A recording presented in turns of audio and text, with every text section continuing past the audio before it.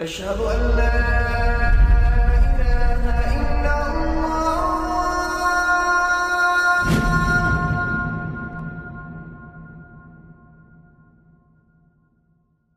Raindrops media পরিবেশিত audio lecture series সিরাহ।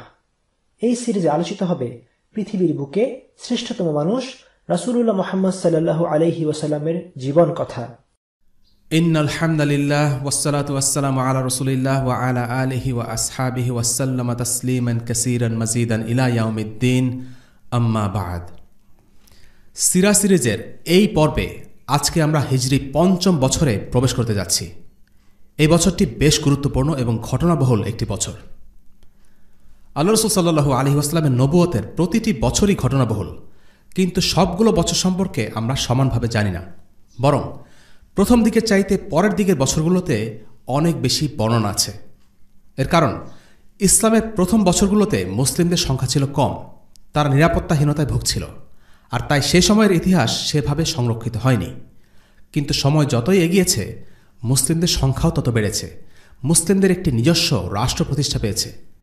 এ কারণে মাদানী যুগ ১০ বছর হলেও ১৩ বছরের মাক্কি জীবন থেকে আমরা মাদানী জীবন সম্পর্কে বেশি তথ্য আমাদের ইতিহাস গ্রন্থে পাই।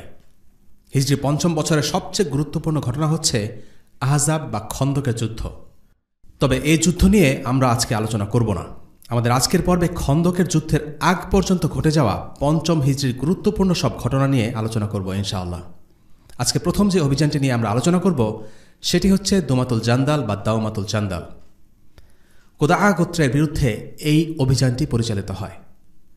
আসাদ ও গতাফান গোত্র থেকে আরও উত্তরে গাসানিয়া সীমানের কাছেই কুদাআ গোত্র। এরা মূলত রোমান বাইজেন্টাইন সাম্রাজ্যের প্রভাব বলয়ভুক্ত একটি গোত্র। সে সময় অনেক আরব গোত্র ছিল যেগুলো বর্তমান মধ্যপ্রাচ্যের দেশগুলোর মতো, যেগুলোকে বাহ্যত নিজেরা নিজেদের শাসন করলেও কার্যত সেগুলো রোমান অথবা পারস্য সাম্রাজ্যের অনুগত থাকত এবং তাদের স্বার্থ রক্ষা করে চলত।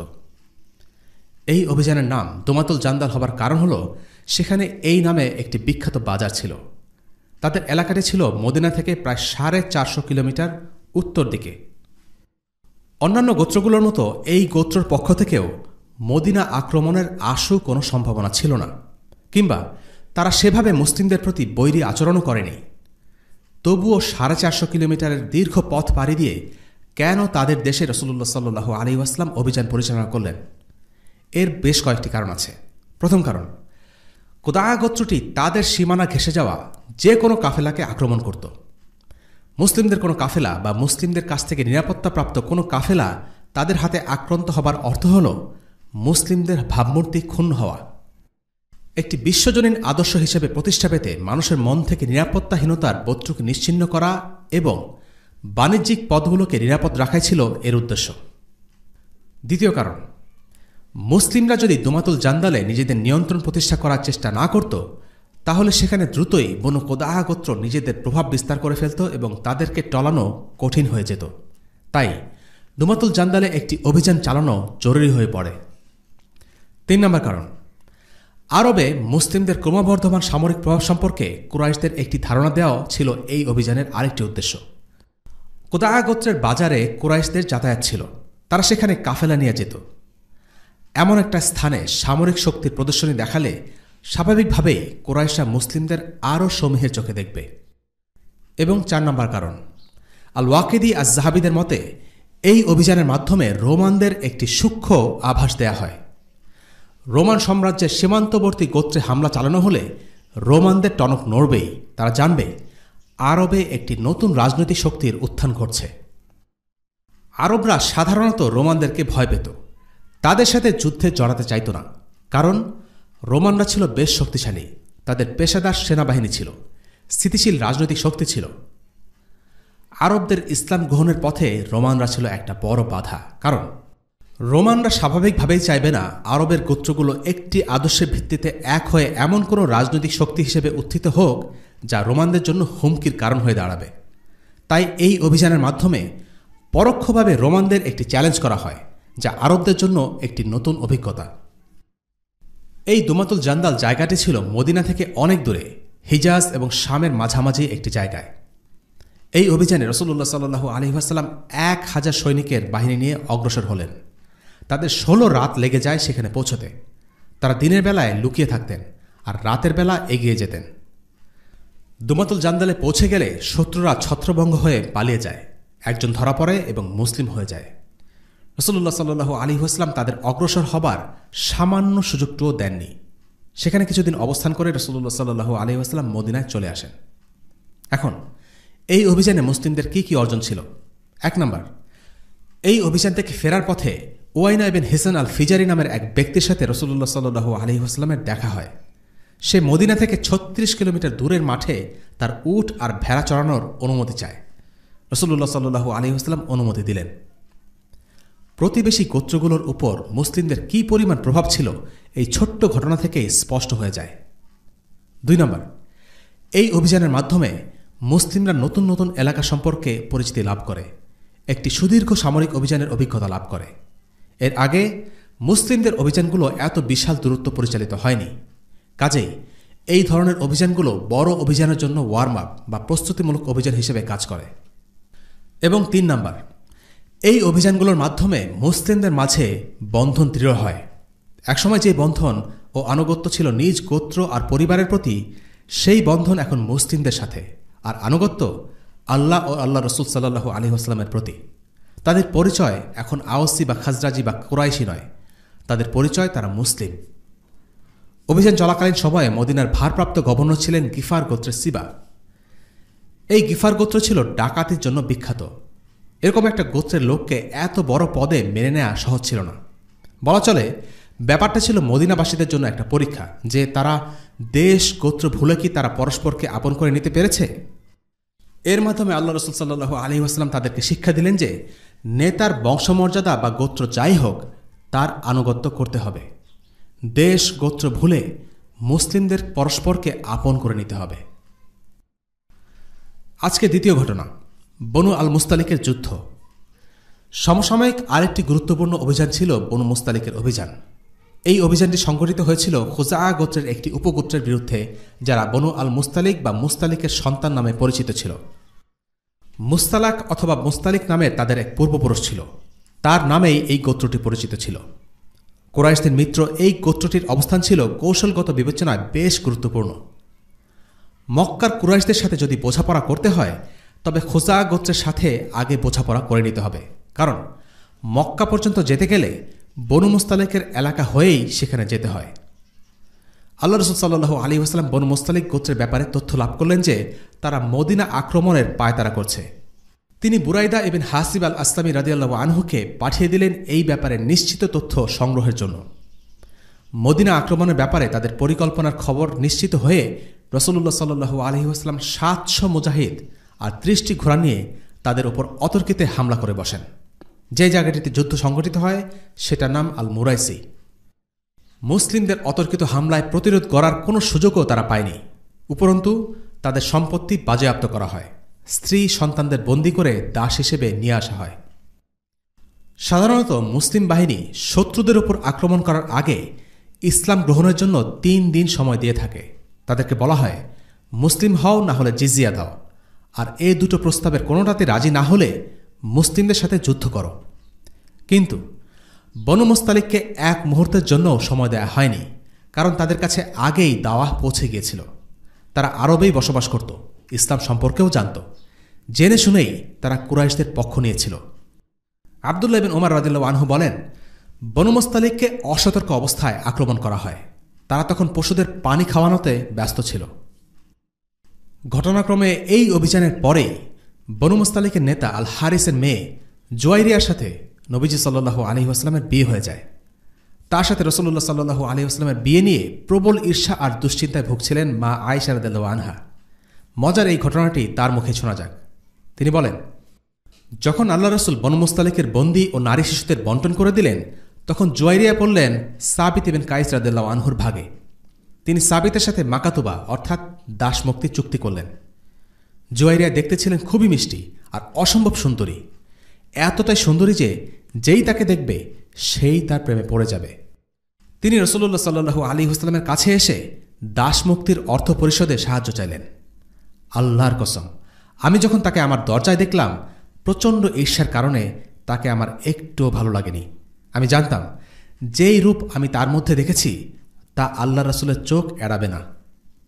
জুয়াইরিয়া আসলেন, সরাসরি আল্লাহ রসুল সাল্লাল্লাহু আলাইহি ওয়াসাল্লামকে বললেন, হে আল্লাহ রসুল, আমি আল হারিসের মেয়ে জুয়াইরিয়া, আমার বাবা গোত্রের নেতা, এখন আমি হয়েছি সাবিতের দাসী। আমার কেমন লাগছে নিশ্চয়ই বুঝতে পারছেন। আমি নিজেকে মুক্ত করার জন্য চুক্তিবদ্ধ হয়েছি। আপনি আমাকে চুক্তির অর্থ পরিশোধে সাহায্য করুন। আল্লাহ রসুল সাল্লাল্লাহু আলাইহি ওয়াসাল্লাম বললেন, আচ্ছা, তোমাকে যদি এর থেকেও ভালো কিছু দেয়া হয়? জুয়াইরিয়া জিজ্ঞেস করলেন, সেটি কি? রাসূলুল্লাহ সাল্লাল্লাহু আলাইহি ওয়াসাল্লাম বললেন, আমি তোমার মুক্তিপণ পরিশোধ করব আর তোমাকে বিয়ে করে নেব।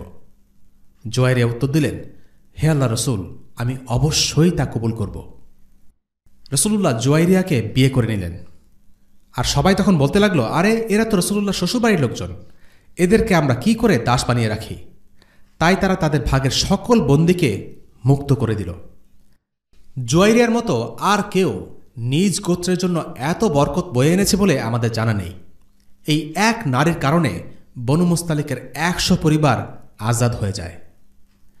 আল্লাহ রসুল সাল্লাল্লাহু আলাইহি ওয়াসাল্লাম ও জুয়াইরিয়ার বিয়ের পর বনু মুস্তালিক গোত্র ইসলাম গ্রহণ করে। তাদের নেতা অর্থাৎ রাসূলুল্লাহ সাল্লাল্লাহু আলাইহি ওয়াসাল্লামের শ্বশুর আল হারিসও ফিরে আসলেন এবং ইসলাম গ্রহণ করলেন। রাসূলুল্লাহ সাল্লাল্লাহু আলাইহি ওয়াসাল্লামের ব্যক্তি জীবনে নেয়া একটি সিদ্ধান্তে পাল্টে যায় হাজারো মানুষের ভাগ্য। এই বিয়ে ছিল খুবই বরকতময় একটি বিয়ে, যা আমরা আয়েশা রাদিয়াল্লাহু আনহার কথা শুনেই বুঝতে পারি। তিনি বলছেন, জুয়াইরিয়ার মতো আর কেউ নিজ গোত্রের জন্য এত বরকত বয়ে এনেছে বলে আমাদের জানা নেই। উম্মুল মুমিনিন জুয়াইরিয়া রাদিয়াল্লাহু আনহা সম্পর্কে আমরা জানি যে তিনি ছিলেন একজন আবিদা, অর্থাৎ প্রচুর ইবাদত করতেন। সহিহ মুসলিমের একটি হাদিসে বর্ণিত আছে যে একবার রাসূলুল্লাহ সাল্লাল্লাহু আলাইহি ওয়াসাল্লাম সকালবেলা জুয়াইরিয়ার বাসা থেকে বের হলেন। জুয়াইরিয়া তখন ফজরের সালাত আদায় করছিলেন। আল্লাহ রসুল সাল্লাল্লাহু আলাইহি ওয়াসাল্লাম তাকে সে অবস্থায় দেখে বাসা থেকে বের হয়েছিলেন। দুপুরে জোহরের ওয়াক্তে যখন নবীজি সাল্লাল্লাহু আলাইহি ওয়াসাল্লাম ফিরে এলেন, তখনও তিনি দেখলেন জুয়াইরিয়া সালাতের জায়গাতেই বসে আছেন। তিনি বললেন, আমি তোমাকে যে অবস্থায় দেখে গিয়েছিলাম এখনও দেখছি তুমি সেই অবস্থায় আছো। জুয়াইরিয়া বললেন, জি। নবীজি সাল্লাল্লাহু আলাইহি ওয়াসাল্লাম বললেন, আমি তোমার কাছ থেকে যাবার পর 4টি কালেমা 3 বার করে পাঠ করেছি। আজকে সকাল থেকে দুপুর পর্যন্ত তুমি যা জিকির করেছ তার সাথে ওজন করলে এই কালেমা 4টির ওজনই বেশি হবে। কালেমাগুলো হচ্ছে সুবহানাল্লাহি ওয়া বিহামদিহি আদাদা খালকিহি ওয়া রিদা নাফসিহি ওয়া জিনাতা আরশিহি ওয়া মিদাদা কালিমাতিহি। শ্রোতাগণ, এই দোয়াটুকু অবশ্যই মুখস্থ করে ফেলবেন, কারণ অনেক ফজিলতপূর্ণ এই দোয়া। এর অর্থ হচ্ছে, আমি আল্লাহর সব প্রশংসা পবিত্রতা জ্ঞাপন করছি তার অগণিত সৃষ্টির সমান, তার সন্তুষ্টি, তার আরশের ওজনের পরিমাণ ও তার কালিমার সংখ্যার পরিমাণ। আমরা আজকের পর্বে দুটো জিহাদি অভিযানের কথা আলোচনা করলাম। একটি হলো দুমাতুল জান্দাল আর আরেকটি হলো বনু মুস্তালিকের অভিযান। খন্দকের যুদ্ধের আগে এই দুটো অভিযানই সবচেয়ে গুরুত্বপূর্ণ। এবার আমরা আলোচনা করব মুনাফিকদের কিছু কার্যক্রম নিয়ে। আমরা আগেই বলেছি, উহুদের যুদ্ধের পর ইসলামের দুশমনেরা বেশ সক্রিয় হয়ে ওঠে। মদিনার বাহিরে নজদের গোত্রগুলো মুসলিমদের সাথে প্রতারণা করে তাদের হত্যা করে। মদিনার ভেতরে বনু নাজিরের ইহুদিরা নবীজি সাল্লাল্লাহু আলাইহি ওয়াসাল্লামকে হত্যা চেষ্টা চালায়, আর মুনাফিকরাও বসে ছিল না। তারা বনু নাজির গোত্রকে সামরিক সহায়তা প্রদানের মিথ্যা আশ্বাস দেয়, কিন্তু শেষ পর্যন্ত তারা কিছুই করেনি। আল্লাহ রসুল সাল্লাল্লাহু আলাইহি ওয়াসাল্লামের যুগে মুনাফিকরা কখনোই সরাসরি বিদ্রোহ করার সাহস দেখায়নি। তারা গোপনে ষড়যন্ত্র করেছে, ইসলামের শত্রুদের সহায়তা করেছে, মুসলিমদের মধ্যে বিভেদের আগুন উস্কে দিতে চেয়েছে, মুসলিমদের সুনাম নষ্ট করতে চেয়েছে। আজকের পর্বে আমরা এমন দুটো ঘটনা আলোচনা করব যেগুলো ঘটেছিল এই বছর, অর্থাৎ ৫ম বছরে। প্রথম ঘটনা, মুরাইসি থেকে ফেরার পথে অনৈক্য তৈরির অপচেষ্টা। মুসলিমরা বনু মুস্তালিকের অভিযান শেষ করে মদিনা দিকে রওনা দেয়। পথিমধ্যে একটা ঘটনা ঘটে যায়। ওমর ইবনুল খাত্তাব রাদিয়াল্লাহু আনহুর একজন কাজের লোক ছিলেন, তিনি ছিলেন মুহাজির। ঘটনাক্রমে এক আনসারি সাহাবীর সাথে তার কথা কাটাকাটি হয়। বিষয়টা হাতাহাতির দিকে গড়ায়। আনসারি সাহাবী চিৎকার দিয়ে উঠলেন, আনসাররা সব কোথায়? সাহায্য করো আমায়। মুহাজির সাহাবীও তখন চিৎকার দিয়ে মুহাজিরদের কাছে সাহায্য চাইতে লাগলেন। খবর কানে পৌঁছামাত্র রাসূলুল্লাহ সাল্লাল্লাহু আলাইহি ওয়াসাল্লাম ছুটে এলেন। কি হচ্ছে এসব? আমি তোমাদের মাঝে এখনও বেঁচে আছি, এখনই তোমরা জাহেলিয়াতের দিকে ডাক দিচ্ছ? ছাড়ো এসব। তিনি দ্রুত তাদের মধ্যে মধ্যস্থতা করে বিষয়টি শান্ত করে ফেলেন। এই ঘটনা আবদুল্লাহ ইবনে উবাইয়ের কানে পৌঁছলে সে এই ঘটনা থেকে ফায়দা নেবার চেষ্টা করে। তার প্রতিক্রিয়া হয় দেখার মতো। তার প্রতিক্রিয়া কেমন ছিল সেটি বর্ণনা করেছেন তরুণ সাহাবী যায়েদ বিন আরকাম রাদিয়াল্লাহু আনহু। তিনি ছিলেন এই ঘটনার প্রত্যক্ষদর্শী। তিনি বলেন, আমি আব্দুল্লাহ ইবনে উবাইকে বলতে শুনলাম, কি মুহাজিররা এই কাজ করেছে? এরা আমাদের দেশে এসে আমাদের খেয়ে পড়ে আমাদের উপর জারিজরি ফলাচ্ছে। এই কুরাইশগুলোকে দেখলে আমার একটা কথাই শুধু মনে পড়ে, দুধ কলা দিয়ে সাপ পোষো আর সেই সাপই তোমাকে একদিন দংশন করবে। আল্লাহর কসম করে বলছি, মদিনায় গেলে আমাদের সম্মানী লোকেরা এই নিকৃষ্ট লোকগুলোকে বের করে দেবে। এই আপত্তি তোমরাই ডেকে এনেছ, নিজেদের শহরে জায়গা দিয়েছ, ধনসম্পদ ভাগাভাগি করেছ। খবরদার, মুহাজিরদের পেছনে আর টাকা নষ্ট করো না, তারা নিজেরাই অন্যত্র ভেগে যাক। আমি কথাগুলো চাচাকে জানালাম। চাচা রসুলুল্লাহকে জানালেন। রসুলুল্লাহ সাল্লাল্লাহু আলাইহি ওয়াসাল্লাম আমাকে ডেকে পাঠালেন। আমি আব্দুল্লাহ ইবনে উবাইয়ের মুখে যা শুনেছি তাই বললাম। রসুলুল্লাহ এরপর ইবনে উবাই আর তার সঙ্গীদের তলব করলেন। তারা মুখের উপর সব কিছু অস্বীকার করল। রসুলুল্লাহ তাদের কথা বিশ্বাস করলেন, কিন্তু আমার কথা বিশ্বাস করলেন না। এটা দেখে আমার যে কি কষ্ট হলো, জীবনে এত কষ্ট আমি কখনো পাইনি। এরপর কোরআনে আয়াত নাজিল হলো, إذا جاءك المنافقون قالوا نشهد إنك لرسول الله والله يعلم إنك لرسوله والله يشهد إن المنافقين لكاذبون। মুনাফিকরা আপনার কাছে এসে বলে, আমরা সাক্ষ্য দিচ্ছি যে আপনি নিশ্চয় আল্লাহর রাসূল। আল্লাহ জানেন যে আপনি অবশ্যই আল্লাহর রাসূল এবং আল্লাহ সাক্ষ্য দিচ্ছেন যে মুনাফিকরা অবশ্যই মিথ্যাবাদী। সূরা মুনাফিকুন আয়াত 1।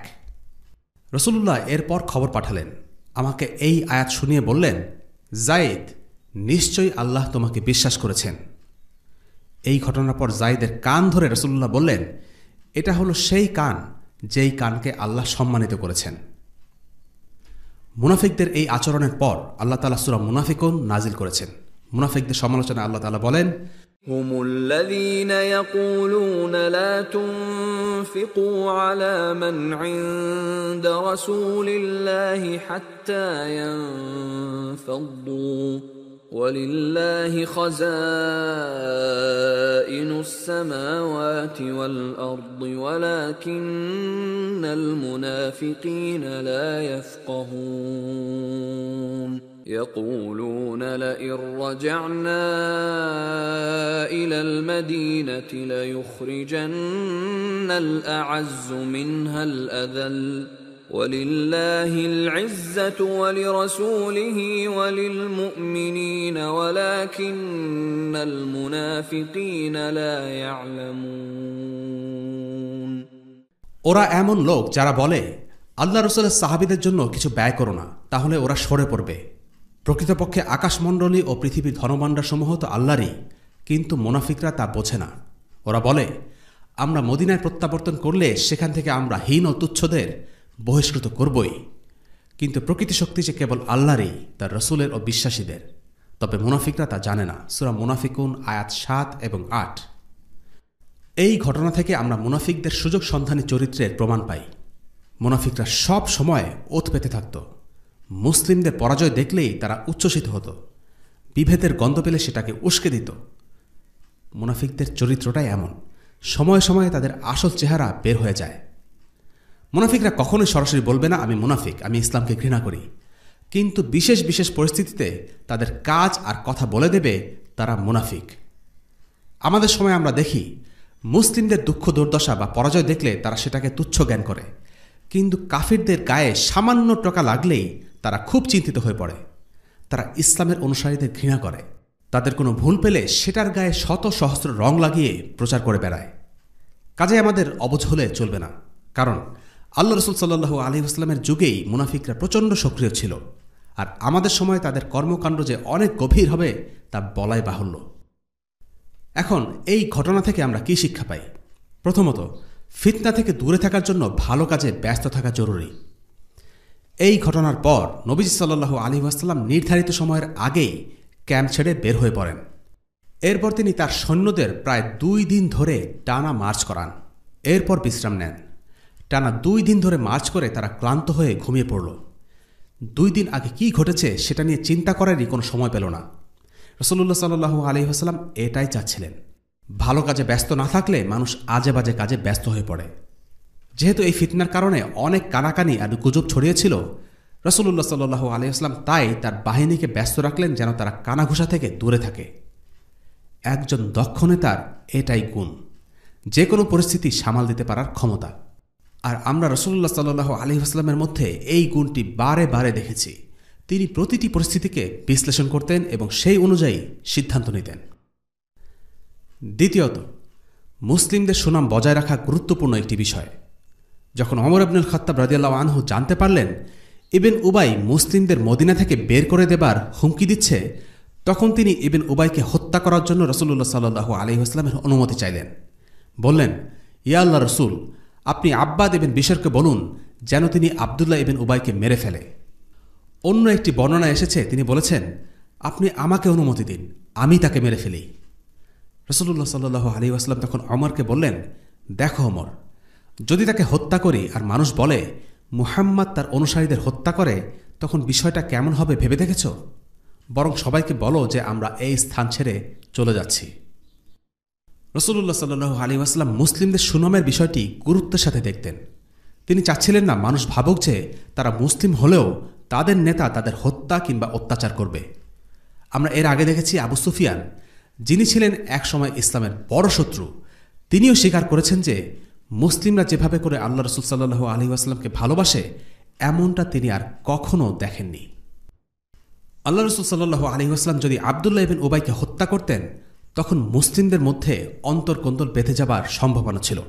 কারণ মুসলিমদের মধ্যে কেউ কেউ তখনও আবদুল্লাহ ইবন উবাইয়ের প্রতি কিছুটা দুর্বল ছিল, বা তারা অনেকেই বুঝতে পারতেন না যে সে একজন পাক্কা মুনাফিক। মদিনার বহিঃশত্রুরা এই ঘটনাকে কেন্দ্র করে মুসলিমদের মধ্যে বিভেদ তৈরি করার একটা সুযোগও পেত। সমস্ত কিছু বিবেচনায় নবীজি সাল্লাল্লাহু আলাইহি ওয়াসাল্লাম আবদুল্লাহ ইবন উবাইকে শাস্তি না দিয়ে ছেড়ে দেন। রাসূলুল্লাহ সাল্লাল্লাহু আলাইহি ওয়াসাল্লাম এর আগে মানুষকে হত্যা করেছেন, যেমন কাব ইবন আশরাফ, খালিদ ইবন সুফিয়ান ইত্যাদি। চাইলে তিনি ইবন উবাইকেও হত্যা করতে পারতেন। ইবন উবাইয়ের অপরাধ কোনো অংশে কম গুরুতর ছিল না, কিন্তু এই পরিস্থিতিতে তাকে ছেড়ে দেওয়া ছিল প্রজ্ঞা। অন্যদের ক্ষেত্রে তাদেরকে হত্যা করেই দমন করা হয়েছে, আর ইবন উবাইকে ছেড়ে দিয়েই তাকে দমন করা হয়েছে। কারণ অন্যরা যা কিছু করত প্রকাশ্যে করত, আর ইবন উবাইয়ের কাজকর্ম ছিল গোপনে। সে একটা কথা বলে সেটা পরে অস্বীকার করত, মুসলিম হবার ভান করত। সমাজে তার ভালো নাম ছিল, সে যে ইসলামের শত্রু সেটা পরিষ্কার ছিল না। রাসূলুল্লাহ সাল্লাল্লাহু আলাইহি ওয়াসাল্লামের বিচক্ষণতার কারণে ইবন উবাইয়ের আসল চরিত্র সবার কাছে প্রকাশিত হতে থাকে। এই ঘটনার পর থেকে খারাপ কিছু ঘটলেই লোকজন ইবন উবাইকে দোষারোপ করত। কিন্তু যদি তাকে তখনই হত্যা করা হতো, তাহলে তার অনুসারীরা দম্ভ আর জাতীয়তাবাদের অন্ধ আক্রোশে রাসূলুল্লাহ সাল্লাল্লাহু আলাইহি ওয়াসাল্লামের বিরুদ্ধে বিদ্রোহ করে বসত। তাকে ছেড়ে দেয় সময়ের সাথে সাথে তারা নিজেরাই ইবন উবাইয়ের আসল চরিত্র উপলব্ধি করে।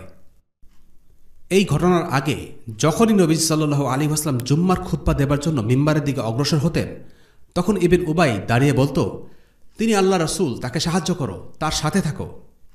কিন্তু যখন তার আসল চরিত্র প্রকাশ পেতে শুরু করল, তখন সে উঠে দাঁড়ালে লোকজন বিরক্ত হয়ে তাকে টেনে ধরে বসিয়ে দিত। এটিও রাসূলুল্লাহ সাল্লাল্লাহু আলাইহি ওয়াসাল্লামের বিচক্ষণতারই ফল। অনেকদিন পর রাসূলুল্লাহ সাল্লাল্লাহু আলাইহি ওয়াসাল্লাম এই ব্যাপারে মন্তব্য করেছিলেন, আজ যদি আমি তাকে হত্যা নির্দেশ দেই, তাদের সবাই তাকে হত্যা করবে। কিন্তু সেটিও তিনি করেননি। আবদুল্লাহ ইবন উবাইকে তিনি পুরোপুরি ছেড়ে দিয়েছিলেন। ওমর ইবনুল খাত্তাব রাদিয়াল্লাহু আনহু পরবর্তীতে নবীজের এই সিদ্ধান্তের বিচক্ষণতা উপলব্ধি করে বলেছিলেন, আপনি ঠিক বলেছেন রাসূলুল্লাহ, আমি এখন বুঝতে পারছি যে আপনার সিদ্ধান্ত আমার সিদ্ধান্তের চেয়ে প্রজ্ঞাময়। তৃতীয় শিক্ষা, জাতীয়তাবাদ একটি ইসলাম বিরোধী চেতনা। মুহাজির ও আনসার এই দুটো শব্দ ছিল রাসূলুল্লাহর খুব প্রিয় দুটো শব্দ। কিন্তু যখন মুহাজির আর আনসারি সাহাবী এই নাম দুটো ধরে তাদের নিজেদের দলকে ডাক দিলেন, তখন রাসূলুল্লাহ এই ডাককে অভিহিত করলেন জাহেলিয়াতের ডাক বলে।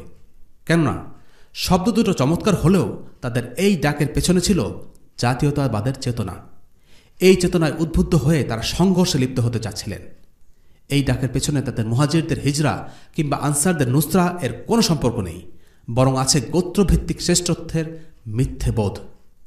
আমি মুহাজির, তুমি আনসার, আমি তোমার থেকে সেরা, এই ধরনের মানসিকতা দিয়ে রাসূলুল্লাহ সাল্লাল্লাহু আলাইহি ওয়াসাল্লাম সাহাবীদের গড়ে তুলতে চাননি। তিনি তাদের ভাই হওয়া শিখিয়েছেন, ইনসাফ ও সত্যের শিক্ষা দিয়েছেন।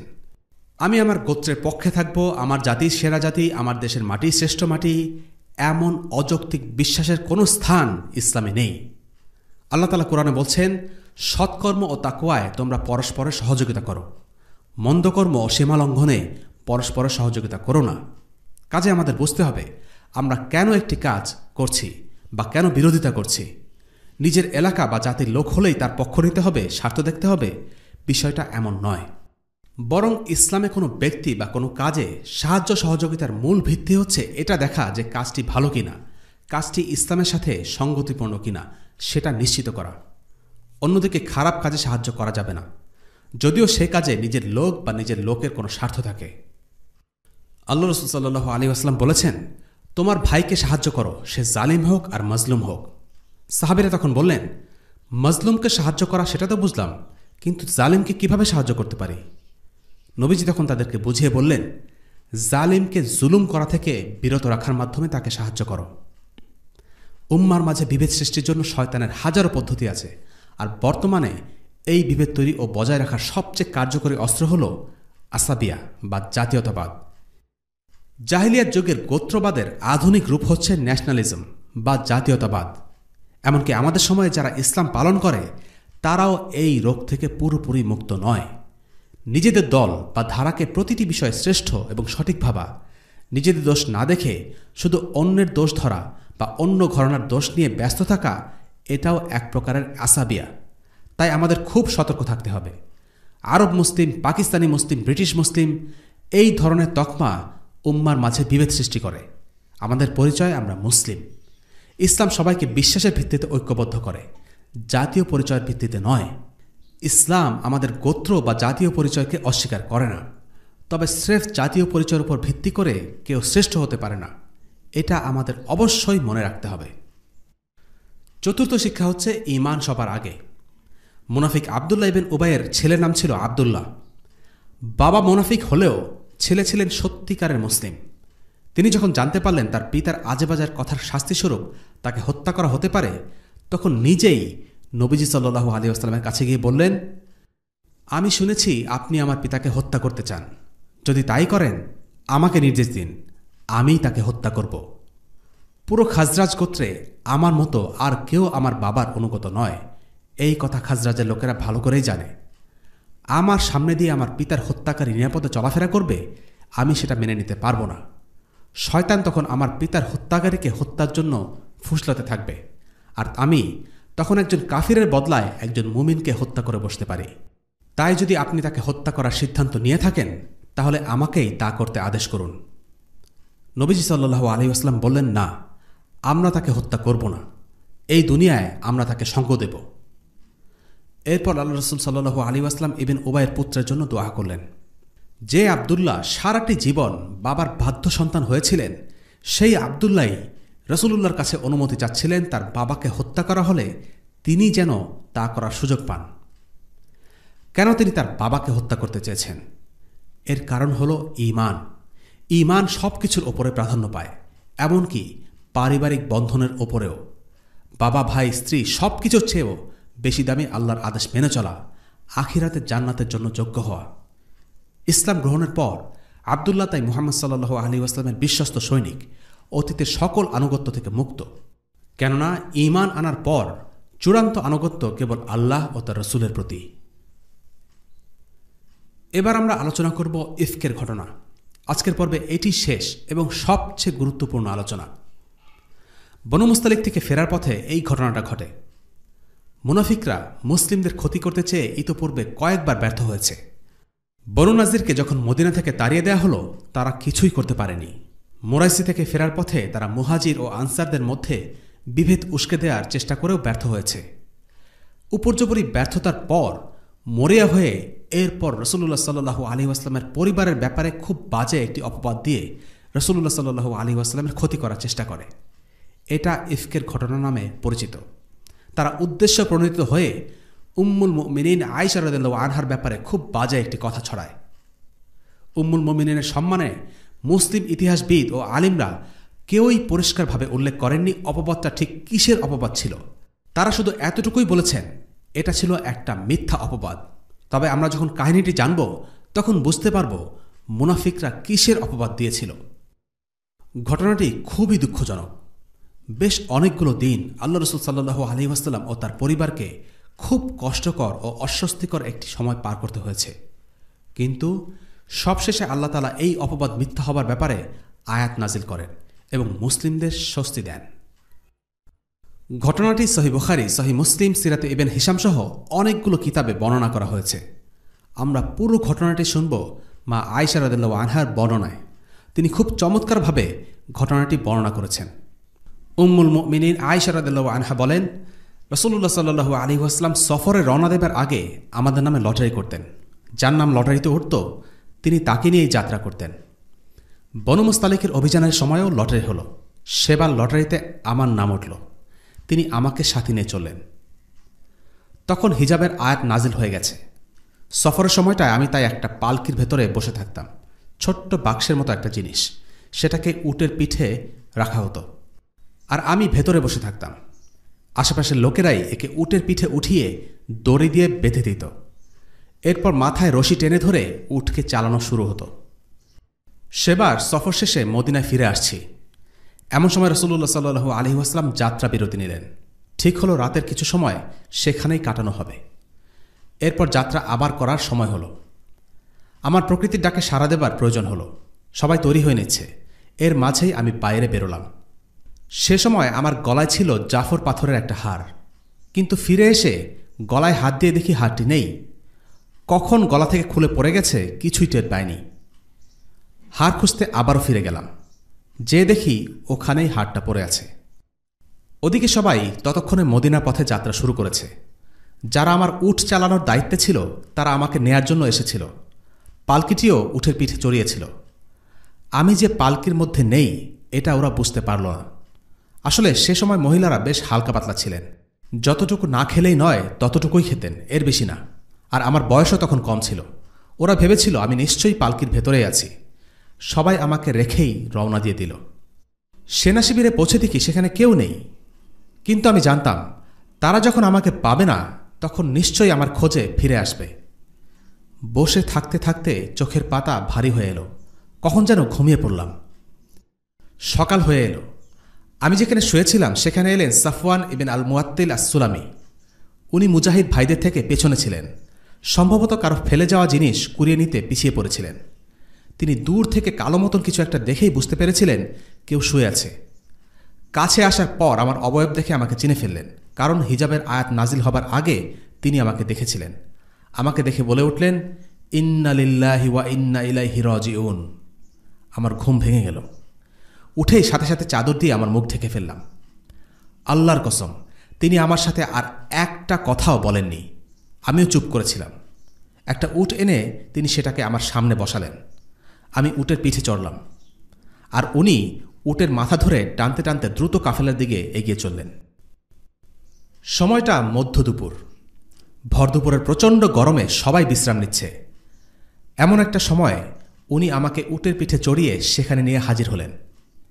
এই দৃশ্য দেখে যা হওয়ার হয়ে গেছে। কিছু লোক আমার আর সাফওয়ানের ব্যাপারে কুৎসা রটিয়ে দিল। মুসলিমদের মাঝে চাঞ্চল্য সৃষ্টি হল। মদিনায় মানুষের মুখে মুখে সেই একই গল্প। আর সব কিছুর পেছনে মূল হোতা হল আবদুল্লাহ ইবনে উবাই। আমি কিন্তু এসবের কিছুই জানি না। মদিনায় পৌঁছেই আমি মারাত্মক অসুস্থ হয়ে পড়ি। প্রায় 1 মাস বিছানা ছেড়ে উঠতে পারিনি। বাইরে কি কথাবার্তা হচ্ছে কোনো ধারণাই নেই। কিন্তু রাসূলুল্লাহ সাল্লাল্লাহু আলাইহি ওয়াসাল্লাম আর আমার পরিবারের কান পর্যন্ত কাহিনী ঠিকই পৌঁছালো। কেউই আমাকে কিছুই বলল না। কিন্তু আমি লক্ষ্য করলাম আমার প্রতি নবীজির আচরণ কেমন যেন বদলে গেছে, ঠিক আগের মতো নেই। এমনিতে আমি কখনো অসুস্থ হয়ে পড়লে তিনি খুব আদর যত্ন করতেন, কিন্তু এবার তেমনটা করলেন না। শুধু ঘরে আসতেন, সালাম দিতেন আর বলতেন, কেমন আছো, ব্যাস এতটুকুই। এরপরেই চলে যেতেন। আমার মন বলছিল কি যেন একটা সমস্যা আছে। ভেতরে ভেতরে আমার খুব কষ্ট হচ্ছিল। আল্লাহ রসুলের এমন নির্লিপ্ত আচরণ একেবারেই মেনে নিতে পারছিলাম না। একদিন বললাম, আপনি অনুমতি দিলে আমি মায়ের কাছে যেতে চাই, তিনি আমার দেখাশোনা করুক। তিনি বললেন, যেতে পারো, কোনো বাধা নেই। তখনও কিন্তু কি হচ্ছে তার কিছুই জানি না। প্রায় ৩ সপ্তাহ রোগে ভুগে শুকিয়ে এতটুকু হয়ে গেছি। সে সময় আরবদের মাঝে বিদেশিদের মতো ঘরের ভেতরে বাথরুম ছিল না, ওগুলো আমরা খুব অপছন্দ করতাম। প্রকৃতিটাকে সাড়া দেওয়ার প্রয়োজন হলে বাইরে বেরিয়ে মদিনার খোলা জায়গাগুলো ব্যবহার করতাম। তেমনি এক রাতে প্রাকৃতিক প্রয়োজন সারতে বের হয়েছি উম্মে মিস্তাহকে নিয়ে। সে ছিল আবু রুহুম ইবনে আব্দ মানাফের মেয়ে। আমরা দুজন আল মাসানের দিকে চলছি। হঠাৎ সে কাপড়ে বেঁধে আছাড় খেয়ে পড়ল, আর ফট করেই তার মুখ দিয়ে ছেলের নামে অভিশাপ বেরিয়ে আসলো, ওরে মিস্তাহ তুই শেষ হয়ে যা। আমি বললাম, কি বলছে এসব? যে মানুষটা বদরে অংশ নিয়েছে তাকে তুমি অভিশাপ দিচ্ছ? সে বলল, তুমি কি জানো না সে তোমার ব্যাপারে কি বলছে? আমি জানতে চাইলাম।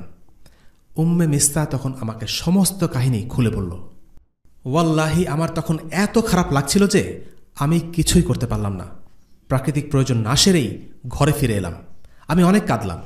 কাঁদতে কাঁদতে মনে হচ্ছিল কলিজাটা ফেটে যাবে। মাকে গিয়ে বললাম, আল্লাহ তোমায় ক্ষমা করুক, লোকেরা যা বলার তা বলেছে, তুমি কেন আমাকে কিছু জানালে না? ওরা আমার নামে এসব কি বলছে মা? মা বললেন, এমনটাই হয় রে মা, একজন সুন্দরী নারী যখন স্বামীর ভালোবাসা পায় তখন বাকি স্ত্রীরা তার দোষ খুঁজে বেড়াবেই, তুই দুশ্চিন্তা করিস না।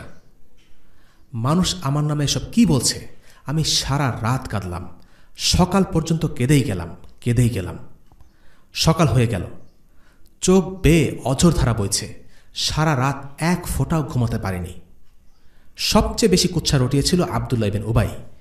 সাথে ছিল খাজরাজ গোত্রের কিছু লোক, মিস্তাহ আর জাহাসের মেয়ে হামনা। হামনার এসব কথা ছড়ানোর কারণ ছিল, সে ছিল উম্মুল মুমিনিন জাইনাবের আপন বোন। নবীজি সাল্লাল্লাহু আলাইহি ওয়াসাল্লামের বাকি স্ত্রীদের মাঝে এই জাইনাবই আমার সাথে প্রতিদ্বন্দ্বিতা করতে পারতেন, অথচ জাইনাব আমার নামে একটা খারাপ কথাও বলেননি। কিন্তু হামনা তার বোনের পক্ষ নিতে আমার নামে এমন বাজে কথা ছড়ালো যে আমি খুবই কষ্ট পেলাম। আমার ব্যাপারে ওয়াহি আসতে দেরি হচ্ছিল। নবীজি সাল্লাল্লাহু আলাইহি ওয়াসাল্লাম আলী রাদিয়াল্লাহু আনহু এবং উসামা বিন যায়েদ রাদিয়াল্লাহু আনহুর সাথে আমার ব্যাপারে পরামর্শ করলেন। উসামা বললেন, আমরা তো তার ব্যাপারে ভালো ছাড়া খারাপ কিছু কখনো শুনিনি। আলী বললেন, আল্লাহ তো আপনার জন্য বিষয়টা কঠিন করেননি, আরও তো কত মহিলা আছে। আপনি বরং আয়েশার সেবিকা বারিরার সাথে কথা বলে দেখুন, সে আপনাকে আয়েশার ব্যাপারে সত্য জানাতে পারবে। নবীজি সাল্লাল্লাহু আলাইহি ওয়াসাল্লাম বারিরাকে ডেকে জানতে চাইলেন সে আমার মধ্যে সন্দেহজনক কিছু দেখেছে কিনা। বারিরা বলল, সেই সত্তার শপথ যিনি আপনাকে সত্য সহকারে পাঠিয়েছেন। কমতি বলতে আমি তার মধ্যে শুধু এতটুকু গাফিলতি দেখেছি যে ময়দার কাই বানিয়ে সে মাঝে মাঝে ঘুমিয়ে পড়ে আর ছাগল এসে সেগুলো খেয়ে নেয়। রাসূলুল্লাহ সাল্লাল্লাহু আলাইহি ওয়াসাল্লাম উঠে দাঁড়ালেন, সবাইকে ডেকে বললেন, আবদুল্লাহ ইবনে উবাইকে শায়েস্তা করার ব্যাপারে তোমাদের কিছু বলার আছে? এই লোক আমার পরিবারকে নিয়ে মিথ্যা কথা ছড়িয়েছে। আমার পরিবার সম্পর্কে আমি ভালো ছাড়া খারাপ কিছু জানি না, আর তারা এমন এক লোকের অর্থাৎ সাফওয়ানের বিরুদ্ধে অভিযোগ এনেছে যার সম্পর্কে আমি ভালো বাদে কিছু জানি না। আমি না থাকলে সে কোনোদিন আমার ঘরে ঢোকেনি। সাআদ ইবনে মুয়াজ বললেন, আপনি তার সাথে যা খুশি করুন, আমার কোনো আপত্তি নেই। সে যদি আওস গোত্রের হয়ে থাকে তাহলে আমরাই তার গর্দান আলাদা করে দেব, আর যদি সে খাজরাজ গোত্রের হয়ে থাকে তাহলে আপনি আমাদের যা আদেশ করবেন আমরা তাই করব। খাজরাজের নেতা সাআদ ইবনে উবাদা উঠে দাঁড়ালেন।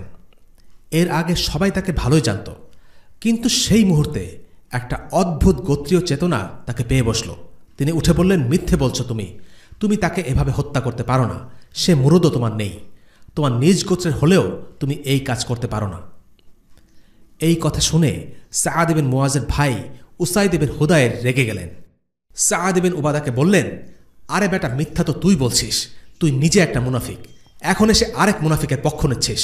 আমরা ওই বেটাকে মারবই মারব। চেতনার উন্মাদনায় দুই গোত্রের মারামারি লেগে যাবার উপক্রম। রাসূলুল্লাহ তখনও মিম্বরে বসা। তিনি দুপক্ষকে শান্ত করলেন, নিজেও শান্ত হলেন। আর আমি সেদিন সারাটা দিন শুধুই কাঁদলাম। এক মুহূর্তের জন্যও ঘুমাতে পারলাম না। 2 রাত 1 দিন টানা কেঁদেই গেলাম। আমার বাবা মা আমার পাশে এসে বসলেন। তাদের মনে হলো আমার বুক ফেটে কলিজাটা বুঝি বের হয়ে আসে। এক আনসারি মহিলা আমার ঘরে এলো। আমি কাঁদছিলাম, আমার সাথে সেও কাঁদতে শুরু করল। এমন সময় নবীজি সাল্লাল্লাহু আলাইহি ওয়াসাল্লাম এলেন, আমার পাশে এসে বসলেন। এই ঘটনার পর এই প্রথম তিনি আমার পাশে বসলেন। আমাকে বললেন, শোনো আয়েশা, তোমার ব্যাপারে আমি এই কথা শুনেছি। তুমি যদি নির্দোষ হয়ে থাকো তাহলে আল্লাহ তোমাকে নির্দোষ প্রমাণ করবেন, আর যদি কোনো পাপ করে থাকো তাহলে আল্লাহর কাছে তওবা করো। যখন বান্দা আল্লাহর কাছে দোষ স্বীকার করে তখন তিনি বান্দার তওবা কবুল করে নেন। এই কথা শুনে আমার চোখের পানি শুকিয়ে গেল। আমার আশা ছিল আমার বাবা মা আমার হয়ে রাসূলুল্লাহ সাল্লাল্লাহু আলাইহি ওয়াসাল্লামকে অন্তত কিছু একটা বলবেন, কিন্তু তারাও চুপ, কারো মুখে কোনো রা নেই। বাবা মাকে বললাম, আমার হয়ে তোমরা আল্লাহ রসুলকে কিছু তো বলো। তারা বললেন, জানি না কি বলবো, বলার মতো ভাষা খুঁজে পাচ্ছি না। বাবা মার নীরবতা দেখে আমি আবার কান্নায় ভেঙে পড়লাম। আমার বয়স তখন কম, তখন বেশি খুব কোরআনও আমি পড়িনি, কিন্তু সেই আমি তখন আল্লাহ রসুলকে বললাম, আল্লাহর শপথ, যে গুনাহের কথা আপনি বলছেন তার জন্য আমি কখনো আল্লাহর কাছে তওবা করব না। মানুষ যা বলছে তা যদি আমি স্বীকার করি তাহলে এমন কিছুকে স্বীকার করে নেওয়া হবে যা কখনো ঘটেনি। আর যে কথা আমার ব্যাপারে বলা হচ্ছে সে কথা আপনি এতবার শুনেছেন যে এটা আপনার অন্তরে গেঁথে গেছে। আপনি মানুষের কথাই বিশ্বাস করে ফেলেছেন। এখন আমি যাই বলি না কেন আপনি আমাকে বিশ্বাস করবেন না, আর আমি যদি বলি আমি দোষ করেছি সেটা আপনি ঠিকই বিশ্বাস করে ফেলবেন। কিন্তু আল্লাহ জানেন আমি নির্দোষ। আমার শুধু একটা কথাই মনে পড়ছে, যে কথা নবী ইয়াকুব তার ছেলেদের বলেছিলেন, وجاءوا على قميصه بدم كذب قال بل سولت لكم أنفسكم أمرا فصبر جميل والله المستعان على ما تصفون। এবং তারা তার জামায় কৃত্রিম রক্ত লাগিয়ে আনল, বললেন, এটা কখনোই নয়, বরং তোমাদের মন তোমাদেরকে একটা কথা সাজিয়ে দিয়েছে, সুতরাং এখন সবর করাই শ্রেয়। তোমরা যা বর্ণনা করছো সে বিষয়ে একমাত্র আল্লাহই আমার সাহায্যস্থল। সূরা ইউসুফ আয়াত 18। এই বলে আমি পাশ ফিরে শুয়ে পড়লাম।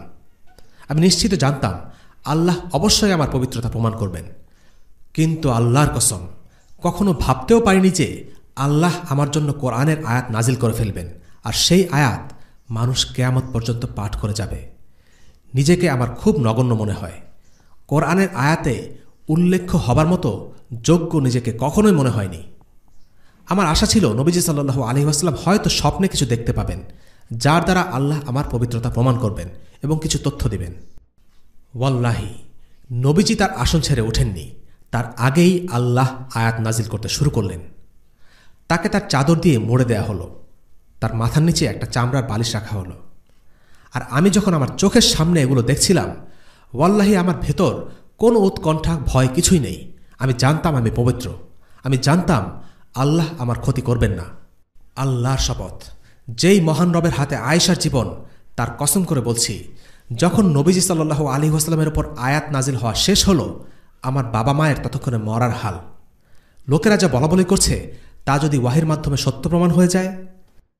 কিন্তু ওয়াহি নাজিল শেষ হওয়ার পর আল্লাহ রাসূল সাল্লাল্লাহু আলাইহি ওয়াসাল্লামের প্রথম কথাটি ছিল, আয়েশা, তোমার জন্য সুসংবাদ, আল্লাহ তোমার পবিত্রতা ঘোষণা করে আয়াত নাজিল করেছেন। মা বললেন, যাও, তোমার স্বামীর কাছে যাও। আমি বললাম, না, আমি যাব না, আমি কেবল আল্লাহর কাছেই শুকরিয়া আদায় করব।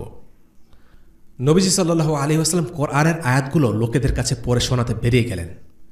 মিস্তা, হাসসান ইবনে সাবিত আর হামনার উপর শাস্তি কার্যকর করলেন, কারণ তারা ছিল অপবাদ রটনাকারীদের মধ্যে অন্যতম। আল্লাহ যে আয়াতগুলো নাজিল করলেন সেগুলো হলো, যারা মিথ্যা অপবাদ রটনা করেছে তারা তোমাদেরই একটি দল। তোমরা একে নিজেদের জন্য খারাপ মনে করো না, বরং এটা তোমাদের জন্য মঙ্গলজনক। তাদের প্রত্যেকের জন্য ততটুকু আছে যতটুকু সে গুনাহ করেছে, এবং তাদের মধ্যে যে এই ব্যাপারে অগ্রণী ভূমিকা নিয়েছে তার জন্য রয়েছে বিরাট শাস্তি। তোমরা যখন এই কথা শুনলে তখন ঈমানদার পুরুষ ও নারীগণ কেন নিজেদের লোক সম্পর্কে উত্তম ধারণা করনি এবং বলনি যে এটা তো নির্জল অপবাদ? তারা কেন এই ব্যাপারে 4 জন সাক্ষী উপস্থিত করেনি? অতঃপর যখন তারা সাক্ষী উপস্থিত করেনি তখন তারাই আল্লাহর কাছে মিথ্যাবাদী। যদি ইহকালে ও পরকালে তোমাদের প্রতি আল্লাহর অনুগ্রহ ও দয়া না থাকত, তবে তোমরা যা চর্চা করছিলে তার জন্যে তোমাদেরকে গুরুতর আযাব স্পর্শ করত। যখন তোমরা একে মুখে মুখে ছড়াচ্ছিলে এবং মুখে এমন বিষয় উচ্চারণ করছিলে যার কোনো জ্ঞান তোমাদের ছিল না, তোমরা একে তুচ্ছ মনে করছিলে, অথচ এটা আল্লাহর কাছে গুরুতর ব্যাপার ছিল। তোমরা যখন এই কথা শুনলে তখন কেন বললে না যে এ বিষয়ে আমাদের কথা বলা উচিত নয়? আল্লাহ তো পবিত্র, মহান। এটা তো এক গুরুতর অপবাদ। আল্লাহ তোমাদেরকে উপদেশ দিচ্ছেন, তোমরা যদি ঈমানদার হও তবে কখনো এই ধরনের আচরণের পুনরাবৃত্তি করো না। আল্লাহ তোমাদের জন্য কাজের কথা স্পষ্ট করে বর্ণনা করেন। আল্লাহ সর্বজ্ঞ, প্রজ্ঞাময়। যারা পছন্দ করে যে ঈমানদারদের মধ্যে ব্যভিচার প্রসার লাভ করুক, তাদের জন্য ইহকাল ও পরকালে যন্ত্রণাদায়ক শাস্তি রয়েছে। আল্লাহ জানেন, তোমরা জানো না। যদি তোমাদের প্রতি আল্লাহর অনুগ্রহ ও দয়া না থাকত এবং আল্লাহ দয়ালু মেহেরবান না হতেন, তবে কত কিছুই হয়ে যেত। সূরা আন-নূর আয়াত 11 থেকে 20। এতটুকু হচ্ছে উম্মুল মুমিনিন আয়েশা রাদিয়াল্লাহু আনহার বর্ণনা। এই বর্ণনাটি তিনি দিয়েছেন ঘটনার অনেক বছর পরে, কিন্তু কি চমৎকার আর জীবন্ত একটি বর্ণনা। এবার আমরা এই ঘটনা থেকে শিক্ষাগুলো নিয়ে আলোচনা করব। প্রথম শিক্ষা, কোনো মুসলিম পুরুষ বা নারীর প্রতি মিথ্যা দোষারোপ করা একটি কবিরা গুনাহ। এর শাস্তি অতি ভয়াবহ। আল্লাহ তাআলা বলেন, ইন্নাল্লাযীনা ইয়ারমুনাল মুহসানাতিল গাফিলাতিল মুমিনাতি লুইনু ফিদ দুনিয়া ওয়াল আখিরাতি ওয়া লাহুম আযাবুন আযীম يوم تشهد عليهم ألسنتهم وأيديهم وأرجلهم بما كانوا يعملون يومئذ يوفيهم الله دينهم الحق ويعلمون أن الله هو الحق المبين। যারা সচ্চরিত্রা সরলমনা মুমিন নারীদের প্রতি অপবাদ আরোপ করে তারা দুনিয়া ও আখিরাতে অভিশপ্ত, আর তাদের জন্য রয়েছে মহা আযাব। যেদিন তাদের জিহ্বাগুলো, তাদের হাতগুলো ও তাদের পাগুলো তারা যা করত সে ব্যাপারে তাদের বিরুদ্ধে সাক্ষ্য দেবে, সেদিন আল্লাহ তাদেরকে তাদের ন্যায্য প্রতিদান পুরোপুরি দিয়ে দেবেন, আর তারা জানবে যে আল্লাহই সুস্পষ্ট সত্য। সূরা আন-নূর আয়াত 23 থেকে 25। দ্বিতীয় শিক্ষা, আল্লাহ তাআলা কোরআনে পরিষ্কারভাবে সাক্ষ্য দিচ্ছেন উম্মুল মুমিনিনের বিরুদ্ধে যা রটানো হয়েছে তা নির্জলা মিথ্যা অপবাদ ছাড়া কিছুই নয়। আল্লাহ তাআলা বলেন, যারা মিথ্যা অপবাদ রটনা করেছে তারা তোমাদেরই একটি দল। তোমরা একে নিজেদের জন্য খারাপ মনে করো না, বরং এটা তোমাদের জন্য মঙ্গলজনক। তাদের প্রত্যেকের জন্য ততটুকু আছে যতটুকু সে গুনাহ করেছে, এবং তাদের মধ্যে এ ব্যাপারে যে অগ্রণী ভূমিকা নিয়েছে তার জন্য রয়েছে বিরাট শাস্তি। তৃতীয় শিক্ষা, এই দুঃখজনক ঘটনার মাঝেও কিছু ভালো ব্যাপার আছে। এই ধরনের পরিস্থিতিতে কি করণীয় তা আমরা এই ঘটনা থেকে শিখলাম। আবু বকর রাদিয়াল্লাহু আনহুর পুরো পরিবার এই ঘটনায় অনেক কষ্ট আর বিব্রতকর পরিস্থিতির সম্মুখীন হয়েছিলেন সত্যি, কিন্তু উম্মাহ এই ঘটনা থেকে অনেক কিছু শিখতে পেরেছে।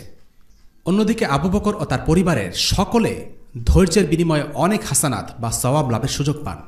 আল্লাহ তাআলা বলেন, লা তাহসাবুহু শাররাল লাকুম বাল হুয়া খায়রুল লাকুম, অর্থাৎ তোমরা একে নিজেদের জন্য খারাপ মনে করো না, বরং এটা তোমাদের জন্য মঙ্গলজনক। 4 নম্বর শিক্ষা, মুসলিমদের উচিত মুসলিম ভাই বোনদের মর্যাদা রক্ষার ব্যাপারে যত্নশীল হওয়া এবং তাদের ব্যাপারে সুধারণা রাখা। কোনো ভাই বা বোনের নামে খারাপ কিছু শুনে কোনো মুসলিম খুশি হতে পারে না, বরং খারাপ কিছু শুনলে সে তার প্রতিবাদ করবে। এটাই হবে তার সহজাত আচরণ। যখন ইফকের এই ঘটনা সবখানে ছড়িয়ে পড়ছিল, তখন আবু আইয়ুব আল আনসারী রাদিয়াল্লাহু আনহুর স্ত্রী তাকে জিজ্ঞেস করলেন, এই তুমি কিছু শুনেছ নাকি? আবু আইয়ুব বুঝতে পারলেন তার স্ত্রী কিসের ইঙ্গিত করছেন। তিনি তাকে থামিয়ে দিয়ে বললেন, দেখো, এসব বিষয়ে আমাদের কথা বলা একদমই ঠিক হবে না, এগুলো সব বানোয়াট, মিথ্যা। লক্ষণীয়, আবু আইয়ুব আল আনসারী জানতেন না আসলে ঘটনা কি সত্য নাকি মিথ্যা, কিন্তু তিনি শোনা মাত্র আয়েশা রাদিয়াল্লাহু আনহার ব্যাপারে সুধারণা রেখে বলেছেন, এগুলো সব মিথ্যা। আল্লাহ তাআলা আবু আইয়ুবের এই কথাটি কোরআনে উল্লেখ করেছেন, তোমরা যখন এ কথা শুনলে তখন ঈমানদার পুরুষ ও নারীগণ কেন নিজেদের লোক সম্পর্কে উত্তম ধারণা করনি এবং বলনি যে এটা তো নির্জলা অপবাদ। আল্লাহ আরও বলছেন, তোমরা যখন এ কথা শুনলে তখন কেন বললে না যে এ বিষয়ে কথা বলা আমাদের উচিত নয়, আল্লাহ তো পবিত্র, মহান। কাজেই মুসলিম ভাই ও বোনের ব্যাপারে খারাপ কিছু শুনলেও সেটা চট করে বিশ্বাস করা উচিত নয়, বরং আগের সুধারণার ভিত্তিতেই প্রথমে বিচার করতে হবে। আর গুজবে একেবারেই কান দেওয়া উচিত নয়। অর্থহীন খারাপ কাজে মুসলিমরা নাক গলাবে না। যেচে পরে রংচঙে কাহিনী শোনার চেষ্টা করবে না, প্রচার করা তো দূরে থাক। 5 নম্বর শিক্ষা, অশ্লীল বিষয় নিয়ে আলোচনা করা মুমিনের বৈশিষ্ট্য নয়। অনেক সময় ইসলাম পালন করা মুসলিমরাও উম্মার মধ্যকার ফিতনা নিয়ে আলোচনা করতে গিয়ে নিতান্ত অপ্রয়োজনীয় বিষয় টেনে আনে। কিছু মানুষ আছে যারা অশালীন বিষয় নিয়ে কথা বলতে পছন্দ করে। আল্লাহ বলছেন, যারা পছন্দ করে যে ঈমানদারদের মধ্যে ব্যভিচার প্রসার লাভ করুক, তাদের জন্য ইহকাল ও পরকালে যন্ত্রণাদায়ক শাস্তি রয়েছে। খারাপ কাজকে বন্ধ করতে গিয়ে মানুষ অনেক সময় সেই খারাপ কাজ নিয়ে এত কথা বলে যে সেই খারাপ কাজকেই আরও উস্কে দেয়। সমাজে যদি এমন কোনো খারাপ কাজ চলতে থাকে যে ব্যাপারে কারো ধারণাই নেই, তাহলে অনেক সময় এই না জানাটাই সবার জন্য মঙ্গলজনক। বিশেষ করে জিনা, ব্যভিচার এই বিষয়গুলো সম্পর্কে যত কম কথা বলা যায় তত উত্তম। এগুলো নিয়ে বেশি কথা বললে মানুষের মনে হতে পারে সমাজটা একেবারেই নষ্ট হয়ে গেছে। তখন সে আত্মবিশ্বাস হারিয়ে ফেলবে, মন্দ কাজ গা সওয়া হয়ে যাবে এবং সব কাজকে হালকাভাবে দেখা শুরু করবে। মানুষ তার সমাজকে যেমন মনে করে নিজেও তেমনই আচরণ করবে। দুর্বল ঈমানদারদের জন্য বিষয়টি খুবই বিপজ্জনক। তারা যদি সমাজের এসব গোপন পাপ সম্পর্কে না জানে, তাহলে তারা নিজেরাও সেসব থেকে দূরে থাকবে। খারাপ কাজ থামানো আর খারাপ কাজকে উস্কে দেয়া, এই দুয়ের মাঝে একটি সূক্ষ্ম রেখা আছে। কোনো পাপ সম্পর্কে মানুষকে সতর্ক করার সময় যেন তারা উল্টো উৎসাহিত না হয় বা কৌতূহলী না হয়, সেই ব্যাপারে সাবধান হতে হবে। যতটুকু বলা জরুরি ততখানেই বলতে হবে। প্রয়োজনের চেয়ে বেশি বললে অনেক মানুষ সেই বিষয়ে জেনে যায় যারা এই পাপ সম্পর্কে আদৌ কিছুই জানত না। পরে বরং তারাই সেই পাপে আগ্রহী হয়ে পড়ে। এভাবে অনেক সময় খারাপ কাজে বাধা দিতে গিয়ে আরও বিপদ ডেকে আনা হয়। 6 নম্বর শিক্ষা, পুরো বর্ণনায় আয়েশা রাদিয়াল্লাহু আনহা কারো প্রতি কোনো ব্যক্তিগত ক্ষোভ রেখে কথা বলেননি, বরং সবাইকে অজুহাত দিয়েছেন। যখন সাআদ ইবনে উবাদার কথা বলেছেন, তার ব্যাপারে বলেছেন তিনি একজন ভালো মুসলিমই ছিলেন, কিন্তু মুহূর্তের উত্তেজনায় তিনি একটি ভুল কাজ করেছেন। যখন মিস্তাহের কথা বলেছেন, তখন যে তিনি বদরের মুজাহিদ ছিলেন সেটা উল্লেখ করেছেন। জাইনাবের বোন হামনা বিনতে জাহাশ এই মিথ্যা অপবাদ ছড়ানোয় অংশ নিয়েছিলেন। তার ব্যাপারেও আয়েশা রাদিয়াল্লাহু আনহা বলেছেন কাজটি তিনি করে ফেলেছেন ঈর্ষার বশে। হাসান ইবনে সাবিত রাদিয়াল্লাহু আনহুর ব্যাপারে আয়েশা রাদিয়াল্লাহু আনহা কোনো বাজে মন্তব্য সহ্য করতেন না, যদিও এই হাসান ইবনে সাবিত এই মিথ্যা অপবাদ ছড়ানোয় দায়ে দোষী ছিলেন। আয়েশা রাদিয়াল্লাহু আনহা এদের কারো ব্যাপারে এতটুকু বাড়িয়ে চড়িয়ে কোনো দোষ বর্ণনা করেননি, বরং তাদের ব্যাপারে যতটা সম্ভব অজুহাত দেবার চেষ্টা করেছেন। এর থেকে খুব গুরুত্বপূর্ণ একটি শিক্ষা আছে, আর তা হল ইনসাফ করে কথা বলা। যার যতটুকু দোষ আছে তার থেকে বাড়িয়ে না বলা। প্রসঙ্গক্রমে যতটুকু বলা জরুরি তার অতিরিক্ত বলা থেকে দূরে থাকা। আমরা প্রায়ই কারো সমালোচনা করতে গিয়ে তাকে ছোট করি, অপমান করি, তার আরও 10টা ভুল দিয়ে সেগুলোকে অপরাধের পর্যায়ে ফেলে দেই।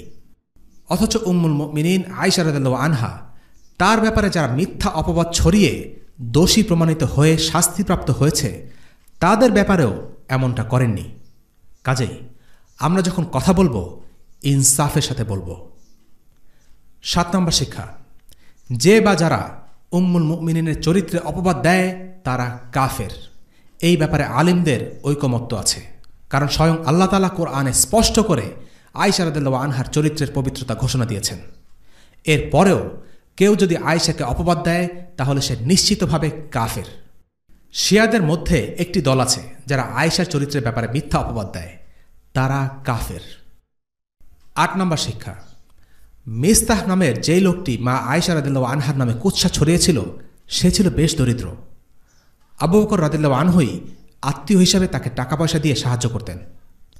যখন আবু বকর রাদিয়াল্লাহু আনহু জানতে পারলেন এই লোক তার মেয়ের ব্যাপারে বাজে কথা ছড়িয়েছে, তিনি রাগ করে কসম করলেন যে মিস্তাহকে আর কখনো সাহায্য করবেন না। তখন আল্লাহ আজ্জা ওয়া জাল বললেন, ولا يأتل أولو الفضل منكم والسعة أن يؤتوا أولي القربى والمساكين والمهاجرين في سبيل الله وليعفوا وليصفحوا ألا تحبون أن يغفر الله لكم والله غفور رحيم। তোমাদের মধ্যে যারা উচ্চ মর্যাদা ও আর্থিক প্রাচুর্যের অধিকারী তারা যেন কসম না খায় যে তারা আত্মীয় স্বজনকে, অভাবগ্রস্তকে এবং আল্লাহর পথে হিজরতকারীকে কিছুই দেবে না। তাদের ক্ষমা করা উচিত এবং দোষ ত্রুটি উপেক্ষা করা উচিত। তোমরা কি কামনা করো না যে আল্লাহ তোমাদেরকে ক্ষমা করেন? আল্লাহ ক্ষমাশীল, পরম করুণাময়। সূরা আন-নূর আয়াত 22। এই আয়াত নাজিলের পর আবু বকর রাদিয়াল্লাহু আনহু তার ভুল বুঝতে পারেন। তিনি মিস্তাহকে ক্ষমা করে দেন। অর্থাৎ কারো প্রতি রাগ বা ক্ষোভ যেন আমাদেরকে ভালো কাজ থেকে বিরত না রাখে বা কারো প্রতি ইনসাফ করা থেকে বিরত না রাখে। 9 নম্বর শিক্ষা, কোনো নারীর বিরুদ্ধে জিনার অভিযোগ আনা একটি গুরুতর অপরাধ। যদিও এই আয়াতে কেবল নারীদের কথাই উল্লেখ করা হয়েছে, তবে পুরুষের ব্যাপারেও একই বিধান। নারীরা স্বভাবগতভাবে কিছুটা দুর্বল আর আবেগী, তাই কোনো সচ্চরিত্রা নারীর বিরুদ্ধে জিনার মিথ্যা অভিযোগ তোলা আরও বেশি অপরাধ। 10 নম্বর শিক্ষা, রাসূলুল্লাহ মুহাম্মদ সাল্লাল্লাহু আলাইহি ওয়াসাল্লাম ছিলেন মানুষ, রক্ত মাংসের মানুষ। কষ্ট তারও হতো, দুঃখ তিনিও পেতেন। গায়েবের খবর যেমন আমরা জানি না, তিনিও জানতেন না। পুরো একটা মাস যখন লোকেরা তার স্ত্রীর নামে আজে বাজে কথা বলেছে, তখন তার কষ্ট হয়েছে। আয়েশা রাদিয়াল্লাহু আনহার সাথে স্বাভাবিকভাবে কথাও বলতে পারেননি। নবীজির জীবন ছিল একটা বিশাল পরীক্ষা। 11 নম্বর শিক্ষা, যদি কেউ কোনো মুসলিমের উপর জিনা বা ব্যভিচারের অভিযোগ আনে, তবে তাকে 4 জন সাক্ষী হাজির করতে হবে। তা না হলে অভিযোগকারীকেই 80টি বেত্রাঘাত করা হবে। তারা ফাসিক হিসেবে গণ্য হবে আর তাদের সাক্ষ্য গ্রহণ করা হবে না। মুসলিমদের ইজ্জত খুবই গুরুত্বপূর্ণ একটি বিষয়, তাই একে সুরক্ষিত রাখা খুব জরুরি। সেজন্যই এত কঠোরতা। কিন্তু বর্তমান সময়ে এসব ব্যাপার খুবই তুচ্ছ হয়ে গেছে। মুসলিমরা উঠতে বসতে একে অপরকে অপবাদ দিচ্ছে। উপযুক্ত প্রমাণ ছাড়া কারো বিরুদ্ধে ব্যভিচারের অভিযোগ তোলা কবিরা গুনাহ এবং শাস্তিযোগ্য অপরাধ। 12 নম্বর শিক্ষা, পুরো ঘটনায় আমরা মানুষের প্রতিক্রিয়াকে 4 ভাগে ভাগ করতে পারি। প্রথম ভাগে আছেন তারা যারা এই ঘটনার সাথে জড়াননি, তারা এসব শুনতেও চাননি এবং কাউকে ডেকে ডেকে শোনাননি। তারা এই ঘটনায় বিশ্বাস করেননি, আবার অস্বীকারও করেননি। বেশিরভাগ মুসলিম ছিল এই দলে। দ্বিতীয় দলে ছিলেন আবু আইয়ুব আল আনসারী রাদিয়াল্লাহু আনহু এবং তার স্ত্রী উম্মে আইয়ুব রাদিয়াল্লাহু আনহা। তারা এই ঘটনা শুনেই বলেছেন, এই ঘটনা সত্য হতেই পারে না। তৃতীয় দলে ছিলেন কিছু আন্তরিক মুসলিম, যারা এই ঘটনায় বিশ্বাস করেননি সত্যি, কিন্তু তারা এটা অন্যের কাছে প্রচার করেছেন। তারা ভেবেছেন এই ঘটনার কথা অন্যের সাথে শেয়ার করতে কী দোষ। তারা সরাসরি মিথ্যা অপবাদ দেননি, কিন্তু নিজেদের অসতর্কতার কারণে, বিষয়টি হালকাভাবে নেয়ার কারণে অপবাদ ছড়িয়ে দেওয়ার কাজে নিজেরা জড়িত হয়ে যান। এই দলে আছেন হাসসান ইবনে সাবিত, মিস্তা এবং হামনা বিনতে জাহাশ। তারা সবাই তওবা করেছিলেন। আর হাসসান ইবনে সাবিত উম্মুল মুমিনিন আয়েশা রাদিয়াল্লাহু আনহার প্রশংসায় একটি চমৎকার কবিতাও লিখেছিলেন। এই 3 জনকে তাদের কাজের শাস্তিস্বরূপ বেত্রাঘাত করা হয়। আর চতুর্থ দলে ছিল যারা এই মিথ্যা অপবাদকে গোড়া থেকে সাজিয়েছে। তাদের নেতৃত্বে ছিল মুনাফিকদের নেতা আব্দুল্লাহ ইবনে উবাই। এই ঘটনায় আব্দুল্লাহ ইবনে উবাইয়ের কোনো শাস্তি হয়নি। প্রশ্ন আসতে পারে, হাসসান, মিস্তা এবং হামনাকে শাস্তি দেয়া হলো, অথচ আব্দুল্লাহ ইবনে উবাইকে কেন শাস্তি দেয়া হলো না, যেখানে সেই ছিল এই ঘটনার মূল হোতা? এই সম্পর্কে ইবনুল কাইয়িম রাহিমাহুল্লাহ 4টি সম্ভাব্য কারণ উল্লেখ করেছেন। প্রথমত, কাউকে কোনো গুনাহের জন্য শাস্তি দেয়া হলে সেটি গুনাহের জন্য কাফফারা হিসেবে কাজ করে, তখন আখিরাতে তার আর শাস্তি ভোগ করা লাগবে না। কিন্তু আব্দুল্লাহ ইবনে উবাই এতটাই জঘন্য এক লোক যে তার আখিরাতেই শাস্তি প্রাপ্য, তাই হয়তো এই কারণে তাকে বেত্রাঘাত করা হয়নি। দ্বিতীয়ত, হতে পারে সে এতটাই চতুরতার সাথে এই গুজবটি ছড়িয়েছে যে তাকে প্রমাণসহ পাকড়াও করা সম্ভব হয়নি। তৃতীয়ত, মিথ্যা অপবাদ দানকারীর উপর তখনই শাস্তি প্রয়োগ করা হয় যখন তার অপরাধের বিরুদ্ধে সাক্ষী থাকে কিংবা কেউ নিজের মুখে অপরাধ স্বীকার করে নেয়। কিন্তু আব্দুল্লাহ ইবনে উবাইয়ের ক্ষেত্রে সেটি হয়নি, কারণ সরাসরি মুসলিমদের সামনে সে কথা বলেনি, বলেছে তার অনুসারীদের কাছে। তার অনুসারীরাই সুকৌশলে মদিনায় এসব কথা ছড়িয়েছে। আর চতুর্থত, তার অনুসারী লোকদেরকে ইসলামের দিকে আকৃষ্ট করার জন্য এবং ফিতনা থেকে এড়াতে তাকে শাস্তি দেওয়া হয়নি। 13 নম্বর শিক্ষা, আমির বা নেতার মর্যাদাকে সমুন্নত রাখা দ্বীন ইসলামের একটি গুরুত্বপূর্ণ বিষয়। আল্লাহর শত্রুদের একটি বড় অস্ত্র হল ইসলামী নেতা বা আলিমদের চরিত্র হনন। মদিনায় শত্রুরা প্রথমে আল্লাহ রসুল সাল্লাল্লাহু আলাইহি ওয়াসাল্লামকে হত্যার অপচেষ্টা চালায়। তাতে ব্যর্থ হয়ে তার চরিত্রে কালিমা লেপনের চেষ্টা করে। দ্বীনের শত্রুরা দ্বীনের কর্ণধারদের ব্যাপারে নোংরা সব কাহিনী রচনা করে, যেন মানুষের মনে তাদের ব্যাপারে অবিশ্বাস জন্ম নেয়, শ্রদ্ধা হারিয়ে যায়। আমাদেরকে এই ব্যাপারে সাবধান হতে হবে। আজকে আর কোনো নেতা বা আলিমের ব্যাপারে সাক্ষ্য দিয়ে কোরআনের আয়াত নাজিল হবে না, কিন্তু ইতিমধ্যে যা নাজিল হয়েছে আমাদের উচিত তা থেকে শিক্ষা গ্রহণ করে নিজেদের জীবনে প্রয়োগ করা। 14 নম্বর শিক্ষা, জাতীয়তাবাদ একটা রোগ এবং এই রোগ সারতে কিছুটা সময় প্রয়োজন। ইফকের ঘটনার প্রায় দীর্ঘ 4-5 বছর আগে আওস আর খাজরাজ মুসলিম হয়েছে, অথচ এত বছর পরেও এই সমস্যাটি তাদের মধ্যে সুপ্ত অবস্থাতে কিছুটা রয়ে গেছে। তার জের ধরে মসজিদের ভেতর মারামারি শুরু হবার উপক্রম। মদিনায় আনসার বনাম মুহাজির কিংবা আওস বনাম খাজরাজের মধ্যে আকস্মিক লেগে যাওয়ার ঘটনা এবারই নতুন নয়, এর আগেও হয়েছে। প্রতিবারই ঘটনার সূত্রপাত নিতান্ত তুচ্ছ বিষয় থেকে। তুচ্ছ বিষয়ও বড় হয়ে যায় যখন এক পক্ষ নিজের গোত্র পরিচয় টেনে আনে। জাতীয়তাবাদ বা আসাবিয়া একটা ফাঁপা আদর্শ।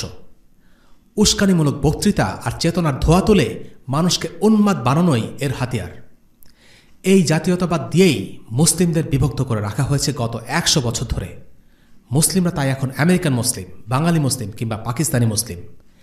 এভাবে বিভক্ত থেকে ইসলামের প্রকৃত ঐক্য আর ভ্রাতৃত্বের স্বাদ কখনোই মিলবে না। আজকে আমরা এখানেই শেষ করছি। ওয়াসাল্লাল্লাহু আলা সাইয়্যিদিনা মুহাম্মদ ওয়া আলা আলিহি ওয়া আসহাবিহি ওয়া সাল্লাম। আলহামদুলিল্লাহি রাব্বিল আলামিন।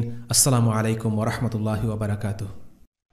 রেইনড্রপস মিডিয়ার অন্যান্য প্রজেক্ট সম্পর্কে জানতে ভিজিট করুন www.raindropsmedia.org অথবা ফেসবুক পেজ www.facebook.com/raindropsmedia অথবা ইউটিউব চ্যানেল www.youtube.com/raindropsmediaorg2015